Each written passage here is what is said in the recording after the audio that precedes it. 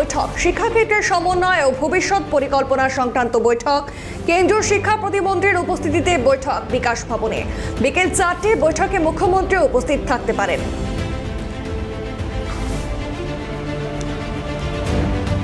বিকাশ ভবনে কেন্দ্র রাজ্য শিক্ষা সংক্রান্ত বৈঠক। আরো বিস্তারিত জানবো, টেলিফোন লাইনে রয়েছে প্রতিনিধি সায়ন্তন ভট্টাচার্য। সায়ন্তন, কি জানা যাচ্ছে?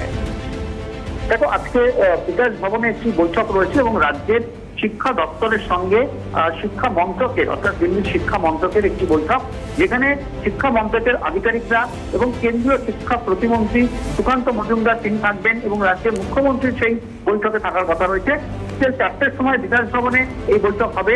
অর্থাৎ রাজ্যের শিক্ষার ক্ষেত্রে যে পরিকাঠামো, তার মানোন্নয়ন, এগুলো নিয়ে কিন্তু আগামী দিনে শিক্ষা দপ্তর কিভাবে চলবে তা নিয়ে কিন্তু একটা রূপরেখা তৈরি করতে বৈঠক। তার কারণ আমরা জানি যে একাধিক শিক্ষা ক্ষেত্রে যে কেন্দ্রীয় প্রকল্প, সেই কেন্দ্রীয় প্রকল্পগুলো কিন্তু রাজ্য সরকার লাগু করেছে। তার মধ্যে বিদ্যাঞ্জলি প্রোগ্রাম রয়েছে, মিড ডে মিলের ক্ষেত্রে রয়েছে এবং এছাড়াও যাতে আধুনিক ক্লাসরুম করা যায় তার জন্য কিন্তু কেন্দ্রের সঙ্গে হাতে হাত মিলিয়ে রাজ্য সরকার কাজ করছে।